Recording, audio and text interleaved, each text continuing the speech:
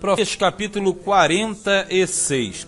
Os capítulos 46 e 47 basicamente vão falar de quê? Da queda de Babilônia. E Babilônia era o grande império que dominava, mas vai ser derrotado pelo Império Persa, mais ou menos entre 536 e 37, até ser totalmente subjugado até 539 a.C.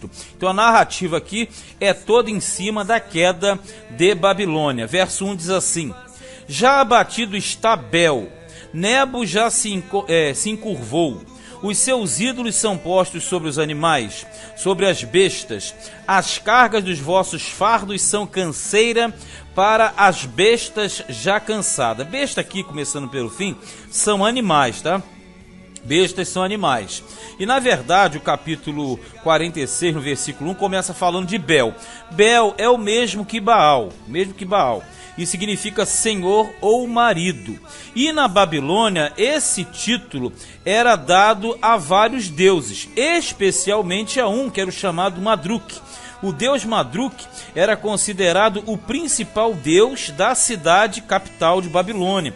Então, quando a palavra se refere à queda de Bel, Bel está abatido, na verdade falando que o deus supremo do Império Babilônico, no caso Madruk, cairia. E depois fala de Nebo. Nebo é outro. Nebo, da forma hebraica, é o mesmo que Nabu. E inclusive você encontra no nome de Nabucodonosor, Nebuzaradan e etc. É uma homenagem a esse deus. Esse outro deus, e fazia parte daquele sistema, era considerado filho e intérprete de Madruk, que é justamente o que é chamado de Bel. E era venerado como deus da escrita e da sabedoria, dentro daquela cultura ali na Caldeia.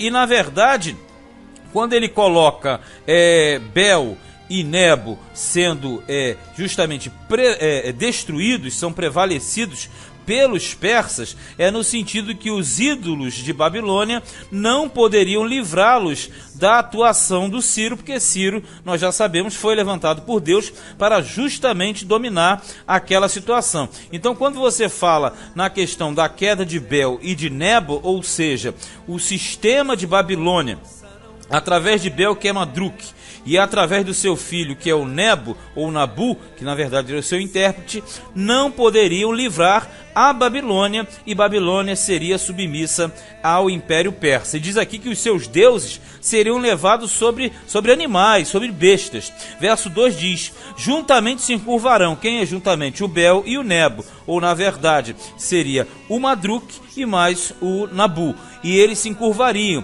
e se abateram aqui. Não puderam livrar-se da carga, mas a sua alma entrou em cativeiro. Ou seja, os deuses são colocados como cativos também.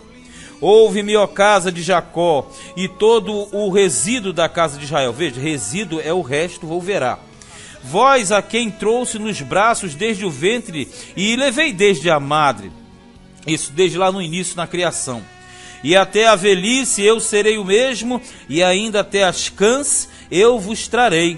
Eu o fiz, e eu vos levarei, e eu vos trarei e vos guardarei. A visão aqui é de Jacó, que é Israel, como sendo uma pessoa, já percebeu?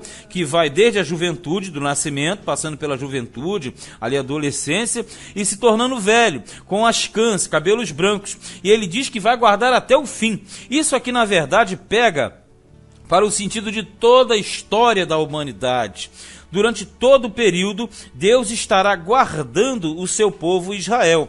E veja que ele troca os governos, não porque simplesmente tem que trocar, não. Tudo gira em torno de Israel, que é o filho de Deus aqui, o primogênito. A quem me fareis semelhante, com quem me igualareis? E me comparareis para que sejamos semelhantes? Tipo assim, não se pode igualar o Senhor aos ídolos, porque os ídolos de Babilônia serão levados cativos. As próprias imagens de esculturas serão levadas, Gastam o ouro da bolsa e pesam a prata nas balanças.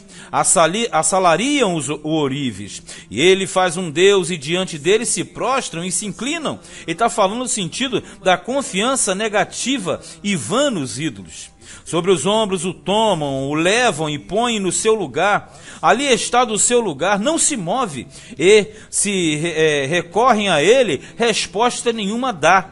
nem livra ninguém da sua tribulação. Ele está dizendo o seguinte: vocês confiam naquele que não pode livrar vocês, e pelo contrário, até para carregar, tem que outra pessoa carregá-los, porque eles não conseguem andar. Quando fala com ele, ele não responde e não livra da tribulação. Então aqui é uma comparação entre o Deus verdadeiro e entre o Deus falso, ou os deuses falsos. E na verdade essa lembrança tem que gerar confiança de Israel no Deus verdadeiro.